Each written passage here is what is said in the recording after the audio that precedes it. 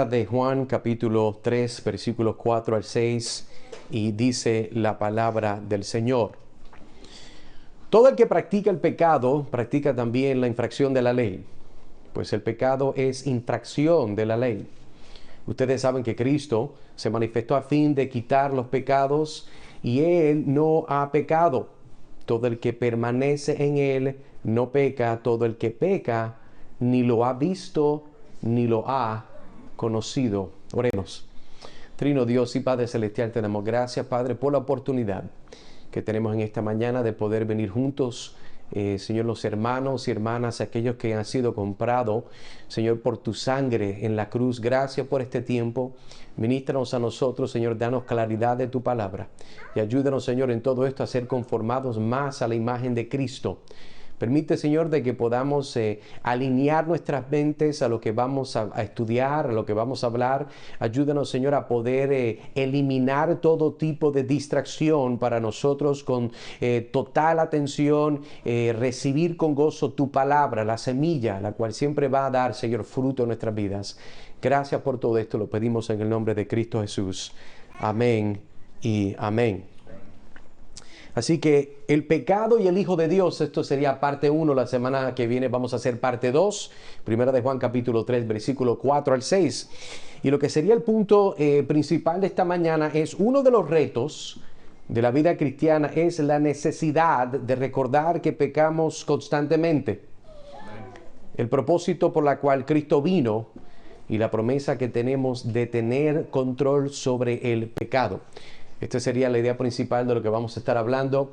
Le pedimos también, ¿verdad?, que nuestros niños puedan salir para lo que sería su estudio en esta mañana. Así que la idea principal de lo que vamos a estar cubriendo es uno de los retos de la vida cristiana, es la necesidad de recordar que pecamos constantemente, el propósito por la cual Cristo vino y la promesa que tenemos de tener control sobre el pecado. El bosquejo que quisiera trazar en esta mañana, en estos 3 versículos, es algo muy sencillo. Sería número 1, el pecado y su naturaleza, versículo 4. El pecado y el propósito de Dios, versículo 5.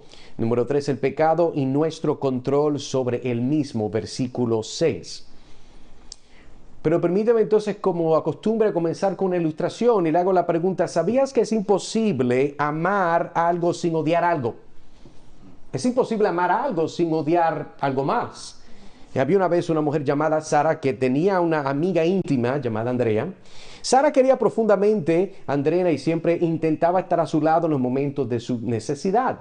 Sin embargo, un día Andrea empezó a consumir drogas y su comportamiento se volvió cada vez más perjudicial para ella misma y para los que la rodeaban. Sara se debatía sobre cómo manejar la situación. Por un lado, quería que Andrea no quería verla herida. Por otro, odiaba el consumo de drogas y el impacto negativo que estaba teniendo en la vida de su amiga.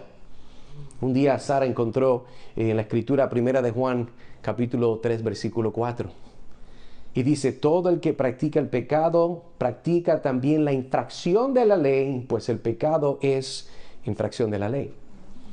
Sara se dio cuenta de que para amar de verdad a Andrea no podía ignorar el pecado y sus efectos nocivos. Por el contrario, tenía que abordarlo y ayudar a guiar a Andrea hacia una vida libre de drogas y de pecado.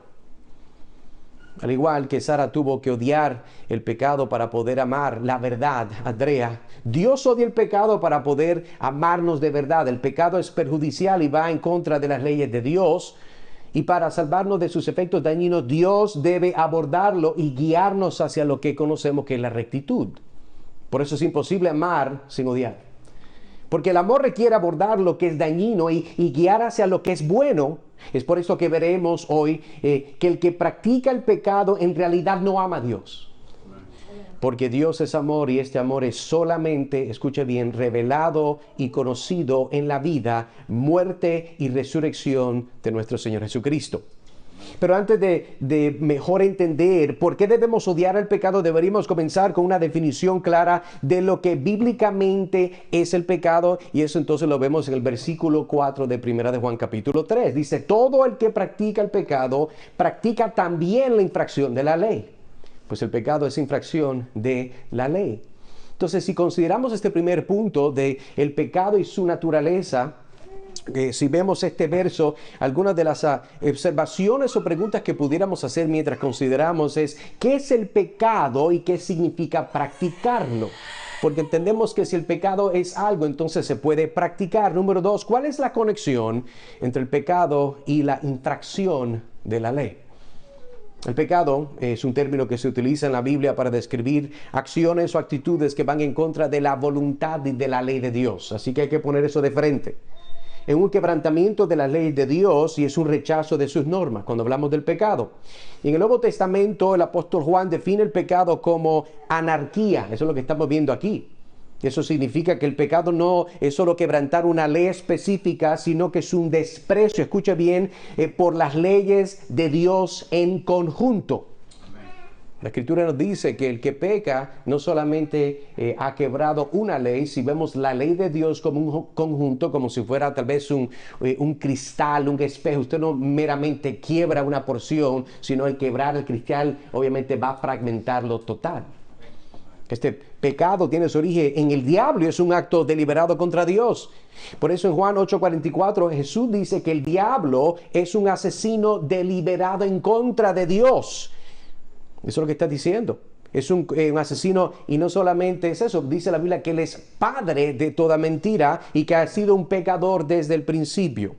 El pecado es una manifestación de la influencia del diablo en nuestras vidas y es un rechazo de la bondad y del amor de Dios. Entonces, si entendemos que eso es el pecado, entendemos por qué es que Dios odia el pecado y no hemos hablado de Cristo todavía.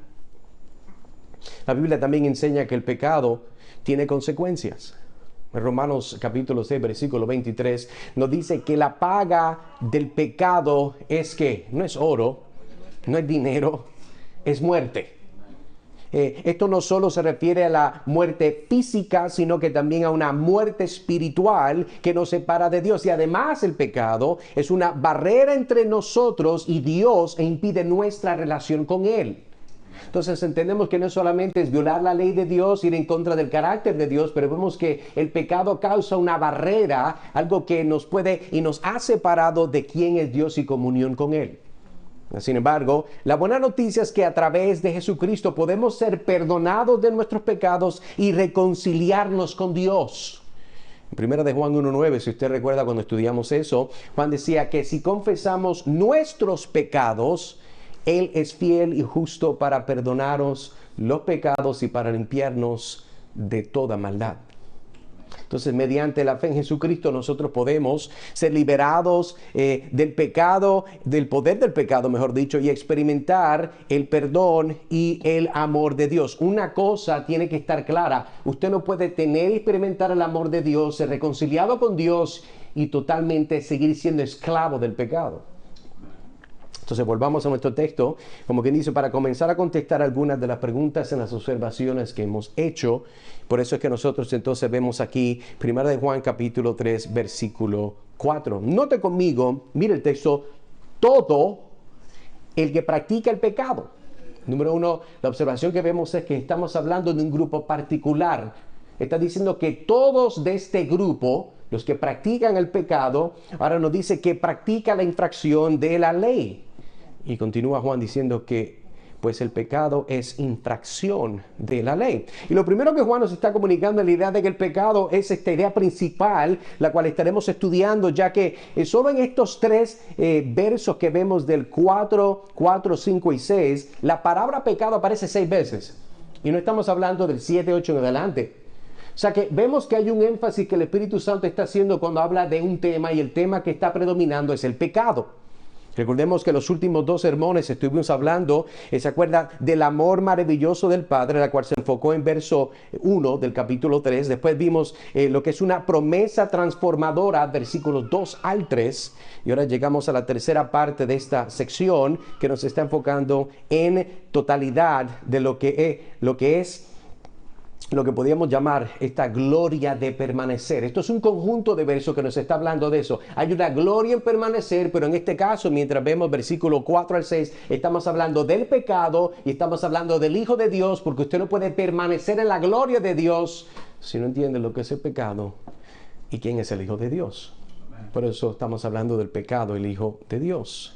Así que ya vimos que el pecado es una transgresión en contra del carácter de Dios, la cual está mostrada en su ley, o mejor conocido como los 10 mandamientos. Pero ¿qué significa el practicar el pecado? ¿Y por qué Juan lo menciona otra vez? Tres versos, 6 veces habla del pecado. ¿Cuál es el énfasis? La palabra que Juan está usando, por cierto, cuando le está diciendo aquí este término de practicar, es una la cual representa la idea de un marcador, de una relación de agente con acontecimiento numerable. En otras palabras, estamos hablando de hacer, realizar. Una persona está haciendo algo unas cuantas veces. O sea, lo que Juan está apuntando es mejor ilustrado cuando pensamos en una, por ejemplo, pónganse a pensar en una película cinematográfica. Una película es una serie de imágenes, ¿verdad? Conectadas que nos representan una imagen que da la impresión de que da una animación. Usted cuando ve, ¿verdad? Lo que se llama en inglés el término es motion picture. Es una imagen que está en movimiento. Entonces, mientras siguen pasando los diferentes aspectos, esas diferentes imágenes, en verlo en una secuencia parece que está tomando animación. Y lo que Juan está hablando aquí de que la persona que practica el pecado es lo que está comunicando ese mismo concepto. No es lo mismo ver una película que ver una foto.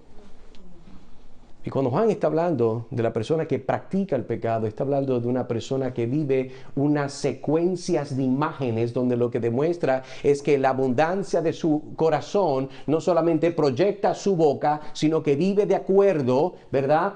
A lo que está enfocado, aquello que lo tiene atado. Una persona es libre en Cristo, es atada en su pecado. Y Juan está diciendo, el que peca, esa persona que practica lo que estamos hablando, es una secuencia de imágenes continuas sin interrupción de lo que es infracción a la ley, pecado en contra de Dios. Y al contrario, el cristiano nacido de nuevo, su vida es mejor comparada con un álbum de fotos. Lamentablemente nadie quiere admitir eso, pero es una verdad. Si usted, por ejemplo, se ha casado, recordará en su boda que hay un álbum de fotos y esas fotos son representaciones de unas cuantas horas de celebraciones en ese gran día. No es lo mismo ver un video larguísimo, no editado, que usted simplemente tomar un álbum y ver las fotos, ¿verdad? De sus familiares, sus suegros, su suegra, sus amigos, cuando cortaron el bizcocho, cuando usted, ¿verdad?, hizo el brindis, cuando bailaron, etc. Pero eso son expresiones momentáneas, no es una película total. Y quiero que entienda que eso es lo que está Juan hablando cuando dice que el que practica el pecado tiene que estar muy claro, porque en la vida del cristiano, escuche bien, usted va a pecar. Lamentablemente, inevitablemente, usted y yo vamos a pecar. Pero el enfoque que está haciendo Juan, esta persona que vive esa película, esa serie de imágenes inquebrantables, disfrutando lo que está viendo y lo que está haciendo.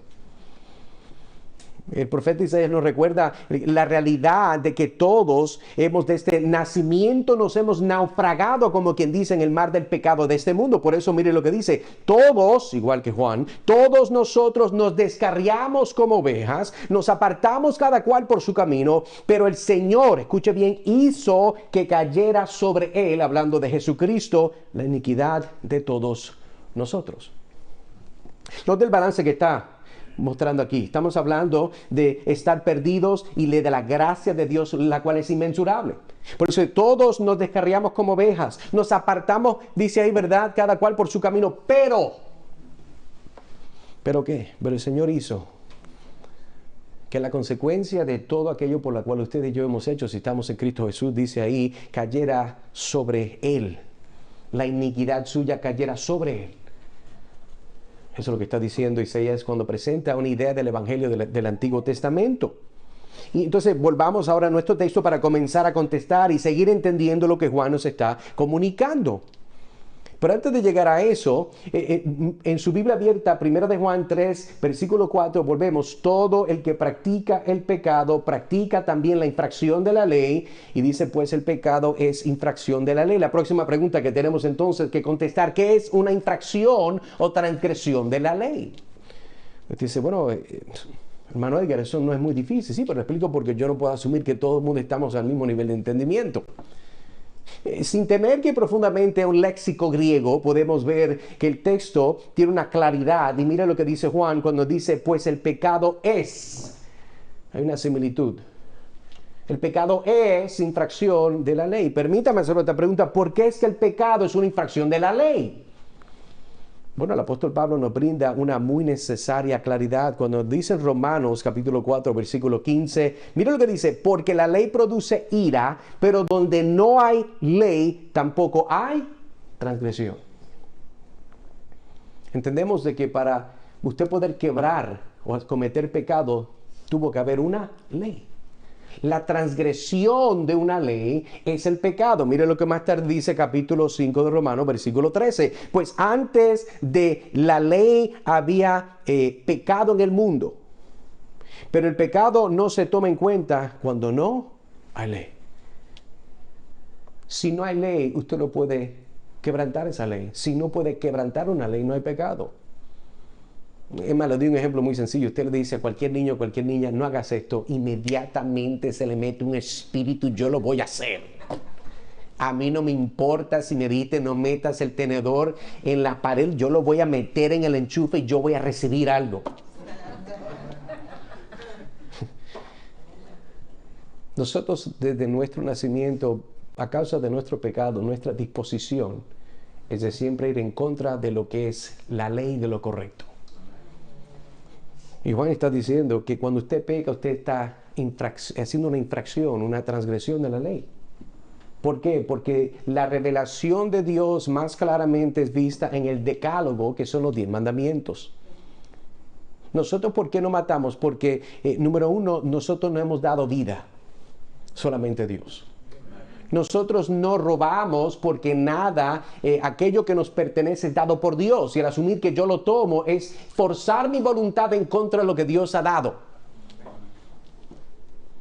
Cuando hablamos de lo que es la propiedad privada, esto es un tema que puede ir hasta a sobreabundar en temas o matices políticos. Entendemos de que la ley moral de Dios muestra el derecho de lo que es ser el propietario privado de algo. La Biblia dice, no vas a estar codiciando lo que no es tuyo. Pero ¿qué es lo que dice este mundo? Este mundo dice, no, lo que es mío debe de ser tuyo. Es una violación de la ley de Dios. El aborto es una violación de la ley de Dios. Dice, no matarás. Sin embargo, el mundo no le importa porque de la misma forma que nosotros como hijos de Dios tomamos de la Santa Cena, es un aspecto, un sacramento de lo que nosotros celebramos la vida y la muerte de nuestro Señor Jesucristo. El mundo y su sacramento es el aborto, celebra la muerte. Y el hacer eso es una infracción ¿de qué? De la ley de Dios. Entonces, ¿ves, amigo, hermano, cómo es que la infracción o transgresión de la ley de Dios solamente existe si hay una ley en el primer lugar? Otra definición bíblica, cuando hablamos de lo que es el pecado, pudiéramos mencionar otra definición es lo que es fallar la marca. Me explico. Cuando una persona, si usted alguna vez ha ido, y si no ha ido, le invito a que vaya, pero con mucho cuidado. Usted va, ¿verdad? Va a tomar, ¿verdad?, las herramientas de lo que sería la flecha. Usted la monta y apunta y la suelta. Pero si usted no le da al marco, número uno, tiene que practicar más. Número dos, si lo ha hecho por varios años, dése por vencido, no sirve. Pero el punto no es ese. El punto es de que el fallar la marca es una idea que comunica lo que es el pecado. La marca es decir, esto es lo que Dios exige. Y cuando yo fallo la marca, estamos diciendo que no me importa poder alcanzar y tirar y alcanzar lo que Dios me está llamando a retar, a llegar a cumplir. Dios me dice, no mientas, yo no. Yo hago lo que me dé la gana. Yo le miento a todo el mundo. Miento en los taxes, miento en todo. Porque no hay vergüenza. Entonces, el fallar la marca es pecado. Y esa es la idea que presenta aún cierta terminología en la palabra de Dios. Pero algunas de las preguntas, mientras vemos esta edad de que todos han pecado, el pecado es infracción, ¿verdad?, o transgresión en la ley de Dios, pero déjame hacerte algunas preguntas para que tú puedas tratar de aplicar esto, porque tiene que haber una aplicación. Número uno, ¿cuáles son las áreas de tu vida en las cuales ves una práctica de pecado? ¿Cuál es esa área de tu vida? Porque la hay. ¿Cuál es el área de tu vida donde sencillamente no hay fotos de pecado? Hay películas que no terminan de pecado. Número 2, ¿qué hábitos has permitido que se desarrollen en tu vida los cuales están causando violar tu conciencia? Hay ciertos hábitos que nosotros permitimos como cristianos que se desarrollen con el tiempo, donde lo que estamos haciendo es violando nuestra conciencia, entendiendo que es pecado en contra de Dios. A veces puede ser para algunos el tono en que responden cuando se enojan, la actitud que tienen cuando no están de acuerdo con alguien, el someterse tal vez con gozo a una mujer cristiana, el dirigir y amar a su esposa si es un hombre cristiano. Número 3, ¿crees que tu pecado, escucha bien, es pequeño comparado a los pecados de otros? Esto es muy común. Pues, hermano, venga, entienda bien, mire, vamos a ser honestos. Usted está hablando del aborto, yo no hago esas cosas, yo soy cristiano, yo creo en la vida, yo soy un buen republicano, yo creo en lo que es correcto. Sí, pero estamos hablando, si tú crees que tus pecados son pequeños al comparado de otros, la cual es un engaño porque todo pecado es infracción en contra de Dios. Si tú crees que tu pecado es pequeño en comparación a otros, ¿sabes cuál es tu problema? De que no entiendes tu pecado. No entiendes el Evangelio. 4, ¿crees que tal vez Cristo no tuvo que morir por ese pecado que tienes guardadito? Ese pecado que tienes ahí como si fuera verdad. Por ejemplo, yo tengo una mascota que me queda, ¿verdad? Que es un hámster. Y como yo quiero a mi hámster, y yo le doy de comer y la ponemos una bola que corra por la casa y la tenemos en la mano y le pasamos la manita y le hablamos, ¿verdad? Como si fuera algo especial, y lo es, para mí lo es, para usted no lo tiene que ser, para mí lo es. Pero muchos de nosotros acorralamos, estamos de una forma muy rara y antibíblica haciendo lo mismo con ciertos pecados. Como si fuera tu mascota. Ahora, otros pecados, no, hermano, eso de pornografía, hermano, nosotros somos gente cristiana. Sí, pero tú eres una persona rencorosa. En tu corazón hay personas que hasta son racistas. Oh, no, hermano, yo no sé lo que pasa, que ustedes saben que hay un grupo de personas. Está en pecado. Porque en Cristo no hay hombre, no hay mujer, no hay judío, no hay gentil. Toda aquella persona que está en Cristo es cristiano. Y hay muchas veces que uno piensa, no, Cristo murió por eso, pero yo creo que Cristo estaría de acuerdo conmigo. Cuidado de la forma que vas a asimilar a Cristo con tu pecado. Porque Dios es santo. Por eso es que nosotros también podemos ver aquí cuando vemos nuestro verso, por ejemplo, antes de llegar al próximo, Juan dice en 1 de Juan 1:10, si decimos que no hemos pecado, lo hacemos a él mentiroso y su palabra no está en nosotros. Perdone. No tengo el dispositivo de esto, pero vuelvo y digo, 1 de Juan 1:10, anótelo, si decimos que no hemos pecado, lo hacemos a él, Jesucristo, mentiroso y su palabra no está en nosotros. El pecado es infracción de la ley. Y hacer una infracción o transgresión en contra de la ley de Dios es algo severo. La penalidad es capital. Tan capital de que Cristo fue a la cruz para morir a favor de aquellos que pusieron su fe en Él y se arrepintieron de sus pecados, pusieron su confianza en Él. Así que amigo, amiga, si has sido perdonado como resultado del Evangelio, procura arreglar cuentas con Dios si no lo has hecho. Si tú sencillamente escuchas el Evangelio semana tras semana y no has tomado una acción para arreglar tu vida porque sigues viviendo una película de pecado y no son fotos, muestra de que no conoces a Dios. Pero también te hablo a ti, hermano, hermana, procuremos honrar a Dios, a recordar que Él no miente, pero nosotros mentimos a diario con nuestras acciones, nuestras palabras, nuestros pensamientos, intenciones del corazón, nosotros mentimos. Tal vez no le estás diciendo mentiras a alguien con tu boca, pero en tu corazón estás viviendo algo que dice que no eres. Oh, yo soy hijo de Dios.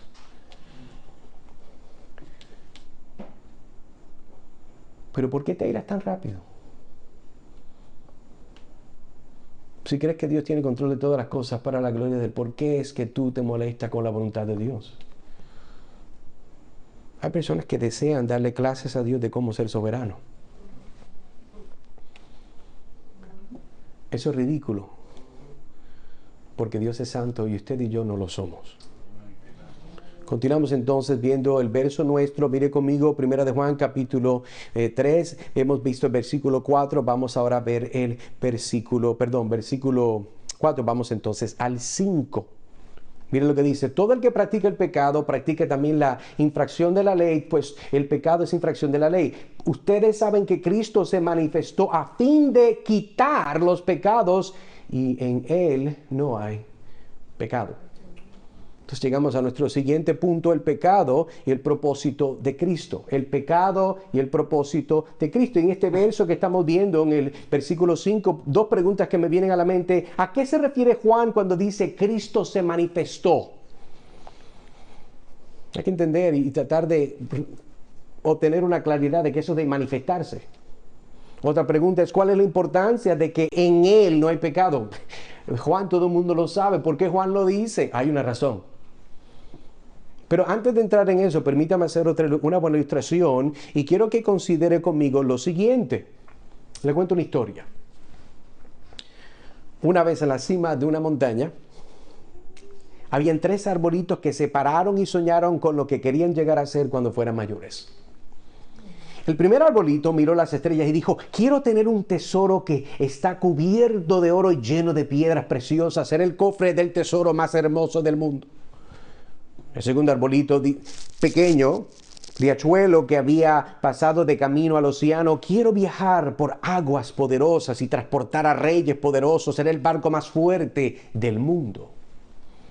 El tercer arbolito miró el pequeño, riachuelo que pasaba de camino, este árbol que estaba debajo de la altura de muchos, donde hombres y mujeres ocupados trabajan en la ciudad atrajeada. Y él decía: no quiero abandonar en absoluto la cima de la montaña. Yo quiero estar en la montaña. A mí me fascina la montaña, el fresquito que hace en la montaña. Quiero crecer tan alto que cuando la gente se pare a mirarme, levanten los ojos al cielo y piensen en Dios. Será el árbol más alto del mundo. Pasaron los años. Llegó la lluvia, brilló el sol y los arbolitos crecieron altos. Un día 3 leñadores subieron a la montaña. El primer leñador miró al primer árbol y dijo: este árbol es hermoso, es perfecto para mí. Con un golpe de su brillante hacha, el primer árbol cayó. Ahora me convertiré en un hermoso cofre, guardaré un tesoro maravilloso, dijo el primer árbol.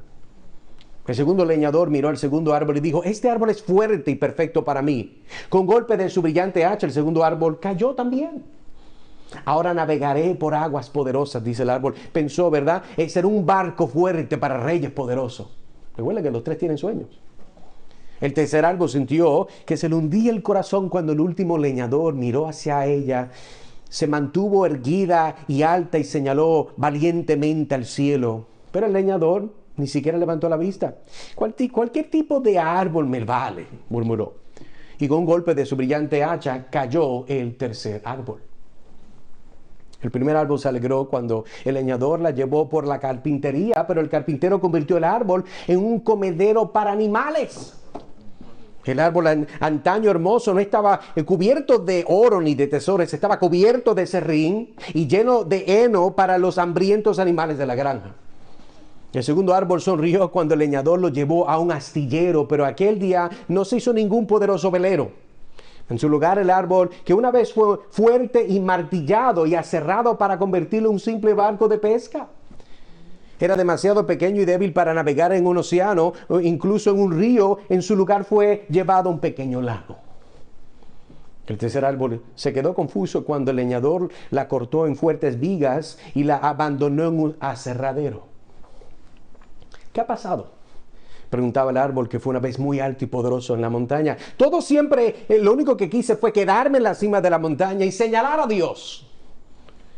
Pero pasaron muchos días y noches y los 3 árboles casi olvidaron sus sueños.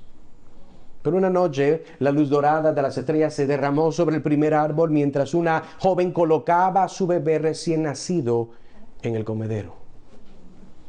Ojalá pudiera hacerle una cuna, susurró su marido. La madre le apretó la mano y sonrió cuando la luz de las estrellas brilló sobre la madera lisa y robusta. Este pesebre es precioso, dijo, y de repente el primer árbol supo que sostenía el mayor tesoro del mundo. Una noche un viajero cansado y sus amigos se amontonaron en la vieja barca de pesca. El viajero se quedó dormido mientras el segundo árbol navegaba tranquilamente hacia el lago. Pronto se levantó una tormenta tronadora y estruendosa. El pequeño árbol se estremeció. Sabía que no tenía fuerzas para llevar a salvo a tantos pasajeros con el viento y la lluvia. El hombre cansado se despertó, levantó su mano y dijo: paz. La tormenta se detuvo tan rápido como había empezado. Y de repente el segundo árbol supo que llevaba al Rey del cielo y de la tierra. Un viernes por la mañana, el tercer árbol se sobresaltó cuando sus vigas fueron arrancadas de una pila de leña olvidada. Se estremeció cuando la cargaron a través de una multitud enfurecida que la abucheaba. Se estremeció cuando los soldados le clavaron las manos de un hombre. Se sintió fea, dura y cruel. Pero el domingo por la mañana, cuando salió el sol y la tierra tembló de alegría bajo ella, el tercer árbol supo que el amor de Dios lo había cambiado todo. Hacia hecho fue fuerte el tercer árbol, y cada vez que la gente pensara en el tercer árbol, pensaría en Dios. Eso era mejor que ser el árbol más alto del mundo. Y eso fue lo que experimentó este tercer árbol. Así que la próxima vez, amigo, amiga, hermano, que te sientas abatido porque no has alcanzado lo que te has trazado con trabajo diligente y preparación, siéntete tranquilo y sé feliz porque Dios está pensando en darte algo mejor. Recuerda que la utilidad tuya está intrínsecamente conectada al propósito de Dios para tu vida. Podríamos decir, si fuéramos a darle tal vez una idea a esta sección, es de la intersección de la utilidad y el propósito. La intersección de la utilidad y el propósito. Y con esta idea quiero que veas conmigo el versículo 5. Mira lo que dice conmigo. Ustedes saben que Cristo se manifestó a fin de quitar los pecados. Y en Él no hay pecado. Es interesante porque en el lenguaje original dice algo similar. Y ustedes saben que el que fue revelado para que pecados Él quitara y pecado en Él no hay. El enfoque es lo mismo. Pero no te dice que ustedes saben que en Él fue revelado. Esa palabra es muy interesante. La palabra que Juan usa aquí, Juan también la ha usado en otra ocasión. Por ejemplo, si usted fuera a ver en Juan 21, versículo 1, dice: después de esto, Jesús se manifestó otra vez a los discípulos junto al mar de Tiberias y se manifestó de esta manera. Ahora, volviendo a nuestro texto en el versículo 5, es importante mencionar que esta palabra, la cual se traduce se manifestó, es una la cual comunica la idea de causar que algo se haga visible. En otras palabras, si vemos el verso que estamos leyendo, podemos ver que ustedes saben que Cristo se hizo visible, pudiéramos decir, a fin de quitar pecados. De la misma forma que vimos en esta historia de estos tres árboles, que su propósito estaba conectado con su utilidad determinada por Dios, igual era la vida del Hijo de Dios. La razón por la cual el Hijo de Dios se manifestó, se hizo visible. La razón por la cual Dios tomó carne era ¿para qué? Bueno, porque vemos versículo 5, a fin de quitar los pecados. En otras palabras, el propósito por la cual Jesús se hizo visible y se reveló no era un concepto nuevo, sino uno la cual ya Juan había escrito con propósito magistral y definido. Y si nosotros fuéramos a ver a Juan capítulo 1, versículo 29, al día siguiente Juan vio a Jesús que venía hacia él y dijo: ahí está el Cordero de Dios que quita el pecado del mundo. Esto no es una nueva idea que Juan está escribiendo. Juan está escribiendo que no solamente Jesús se reveló, se manifestó en la carne, sino que la razón de su encarnación fue un propósito espiritual y redentor. Así que, hermanos, amigos, tenemos que recordar que el pecado no es solo una rebelión contra Dios, sino que también devalúa el sacrificio de Jesucristo. Cristo vino a la tierra para quitar nuestros pecados, lo que solo podía hacer porque Él mismo era impecable. Por eso es que el verso nos está diciendo, versículo 5, mantenga su Biblia abierta, dice: ustedes saben que Cristo se manifestó a fin de quitar los pecados, y dice, y en Él no hay pecado. Pero cuando nosotros consideramos, por ejemplo, en otros evangelios, Lucas capítulo 23, versículo 47, nos da más claridad y dice, este es el escenario cuando estamos hablando de la cruz y están las personas, los diferentes centuriones, ¿verdad? Romanos que están ahí. Y dice el versículo 47 del versículo 23 de Lucas, al ver el centurión lo que había sucedido, glorificaba a Dios diciendo, ciertamente este hombre era inocente. ¿Cómo lo sabe él? Porque lo más probable, aunque este centurión no vivió con Jesús, pero él pudo ver suficientes fotos de la vida de Jesús para determinar que Jesús era sin pecado, inocente. Por eso es que Jesús y su sacrificio perfecto, como los corderos ofrecidos en el Antiguo Testamento, Él es el que quita el pecado del mundo. A través de su sacrificio podemos recibir el perdón completo y ser salvados de las consecuencias de nuestro pecado. Esa es la conexión. Por eso Él dice, y en Él no hay pecado. Él no puede quitar los pecados si se manifestó, si Él no tiene esa santidad. Él no puede ser el perfecto sustituto por usted y por mí si Él tiene pecado. Él no puede ser Dios porque Dios es 3 veces santo. Pablo también nos dice, 2 Corintios capítulo 5, versículo 21, aquel que no conoció pecado, lo hizo pecado por nosotros, para que fuéramos hechos justicia de Dios en Él. No conoció pecado. No conoció pecado. No conoció pecado porque él era santo. No conoció pecado porque su padre no fue José. Fue obviamente nacido, fue puesto en el vientre de María por medio del Espíritu Santo. Él es Dios hecho hombre.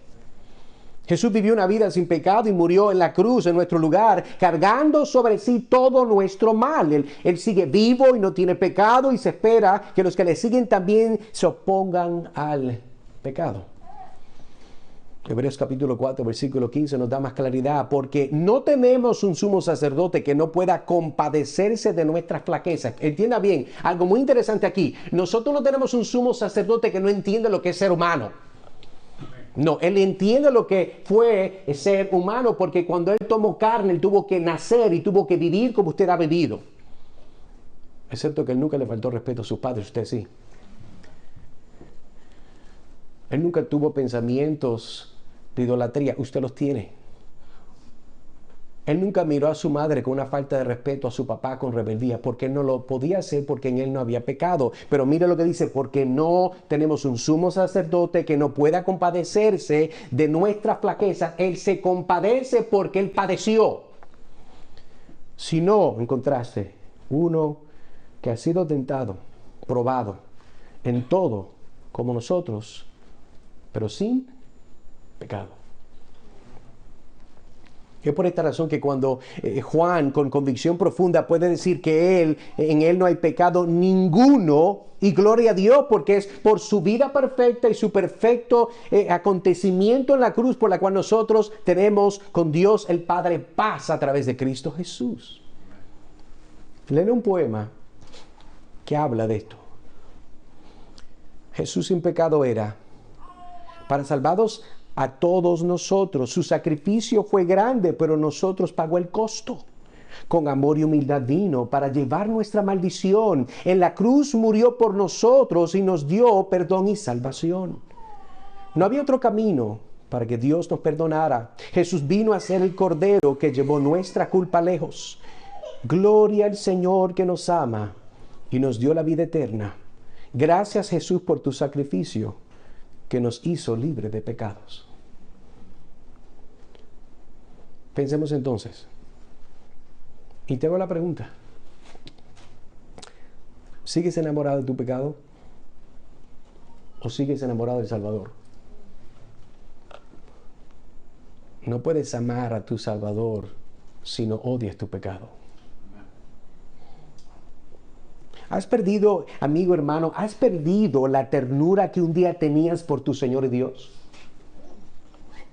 ¿Recuerdas cuando el Señor te salvó, cuando el Señor te abrió los ojos y viste tu pecado y viste la grandeza del Señor? ¿Has perdido ese entendimiento? ¿Has perdido la hermosura de esa convicción? Has perdido la esperanza del Evangelio durante esta semana, tal vez a causa de todas las situaciones providenciales que Dios ha ordenado para ti, para tu bien. Es muy fácil, hermano, perder la esperanza. ¿Sabe que cuando usted está perdiendo la esperanza, usted automáticamente va a buscar ahogarse en más pecado para reemplazar aquello que supuestamente no tiene? Sí, cuando usted pierde esperanza, usted va a buscar ver lo que no tiene que ver. Cuando usted pierde la esperanza, usted va a comer y hacer y fumar o tomar lo que usted no debe de hacer. ¿Me entiende lo que estoy diciendo? Cuando usted no tiene claridad y esperanza en Cristo, usted hace todo lo posible para, en vez de glorificar a Dios, buscar placer y sentirse glorioso. ¿Qué fue lo que Dios usó al principio para causarte que te enamoraras de su gracia y amor? ¿Por qué lo has perdido si lo has perdido?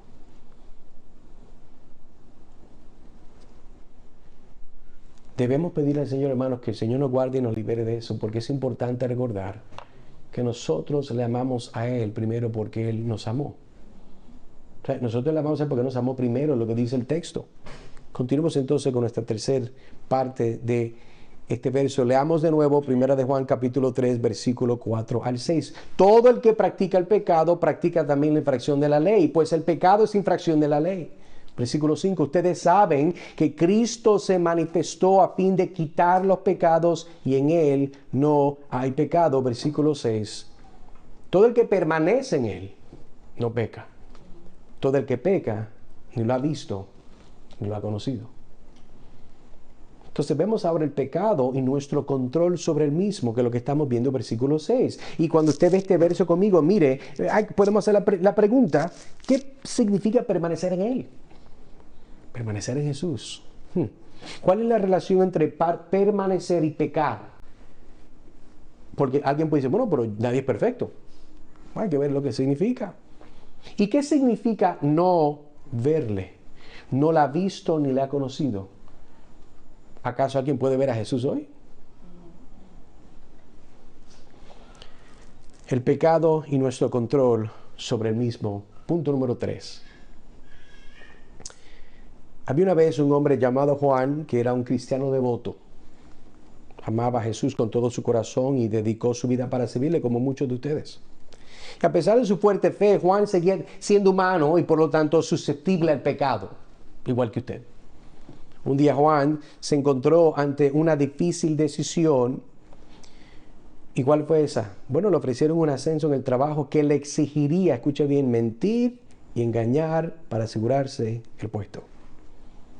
A pesar de la tentación de tomar el camino fácil, Juan sabía que tales acciones iban en contra de sus creencias como cristiano. Y sin embargo, la tentación era fuerte y Juan pronto se encontró mintiendo y haciendo trampas, engañando para asegurar su ascenso. En cuanto las palabras salieron de su boca, él sintió un profundo sentimiento de culpa y de vergüenza.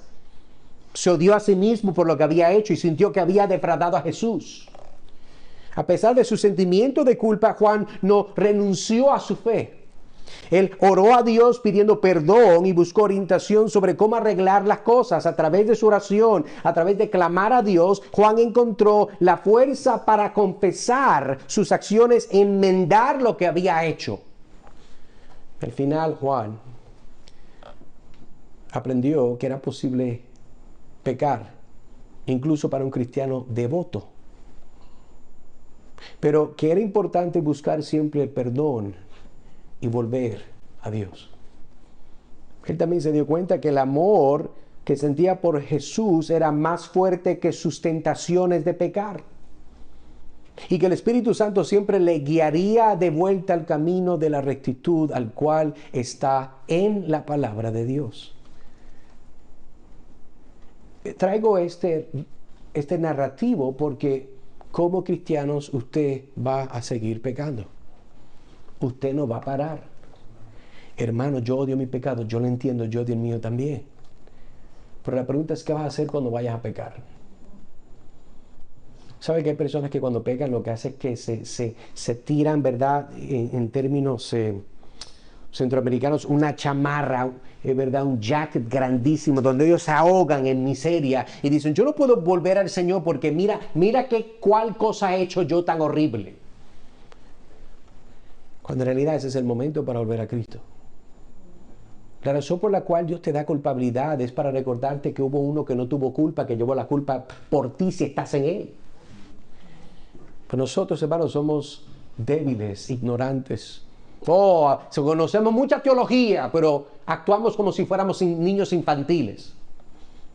Pero la pregunta entonces, entendiendo que vamos a pecar y entendemos, ¿verdad?, esta idea de lo que el texto nos está comunicando, todo el que permanece en Él no peca. Vemos la historia de Juan, él permaneció en Cristo pero pecó. Lo que está diciendo, vuelve a lo que hablamos, el permanecer en Cristo es una persona que está arraigado a Cristo, una persona que está en Cristo, y esa persona, recuerde lo que le dije al principio, no tiene una película, sino que tiene fotos.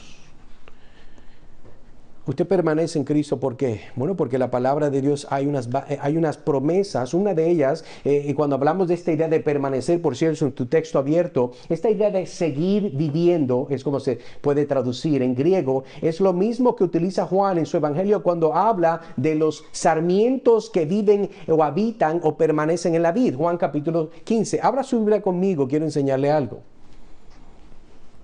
Juan capítulo 15. Juan capítulo 15, quiero que vaya conmigo. Quiero leer del versículo 1 al 8. Juan capítulo 15 y dice, yo soy la vid verdadera. Mi Padre es el viñador. Todo sarmiento que en mí no da fruto lo quita y todo el que da fruto lo poda para que dé más fruto.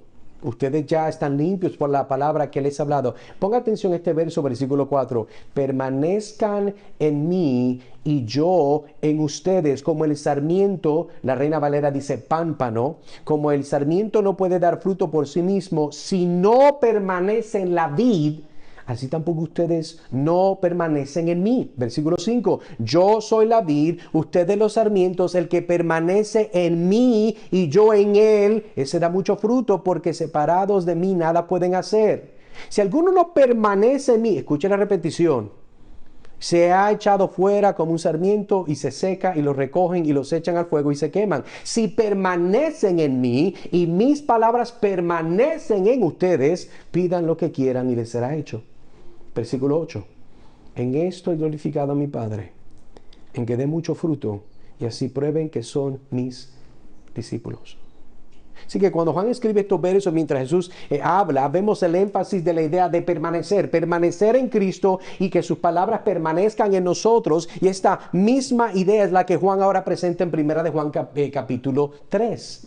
Usa estas palabras de Cristo para continuar pintando un cuadro que muestra lo que verdaderamente es un cristiano y las evidencias del mismo. Por eso Juan, cuando escribe versículo 6, él se estaba dirigiendo a falsos maestros. Recuerde que estaban los gnósticos. No nos hemos olvidado de ellos.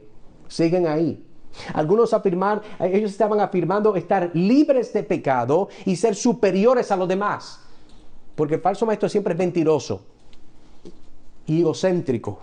Y estas enseñanzas fueron refutadas. Usted se acuerda capítulo 1, versículo 8 al 10. Nosotros lo cubrimos y Juan lo refutó. Este grupo, Juan les explicó que aunque los cristianos debían esforzarse por ser sin pecado, no era el tipo de impecabilidad que afirmaban los falsos maestros. La experiencia demuestra que el pecado sigue existiendo en la vida de todo creyente. Capítulo 1, versículo 7. Capítulo 2, versículo 1 de Primera de Juan. Pero los creyentes pueden dejar de vivir en pecado siendo conscientes de ello, arrepintiéndose sinceramente y aceptando el perdón de aquel que asumió el castigo por sus pecados. Otras personas creían que tenían una relación especial con Dios a pesar de su comportamiento pecaminoso. Qué error, ¿verdad? Pensaban que sus acciones no le importaban a Dios, y estas enseñanzas fueron desacreditadas en el capítulo 1, versículo del 5 al 7, capítulo 2, versículo 1 al 6. Lo hemos cubierto ya. Juan les explicó a este segundo grupo de falsos maestros, que el pecado era importante para Dios. Seguir pecando significaba que realmente no vivían, no permanecían en Dios. Y los verdaderos cristianos se esfuerzan por permanecer sin pecado. a los ojos de Dios, confesando y arrepintiéndose continuamente de sus pecados. Pero algo que sí es evidente es que estos verdaderos cristianos no siguen pecando, dando por sentado el perdón de Dios y viviendo a su antojo. Cuando se arrepienten, quieren realmente liberarse de ese pecado. Esto no es como la persona que va a la misa católica y toma la Santa Cena. Bueno, tomé la Santa Cena. Te voy esta noche.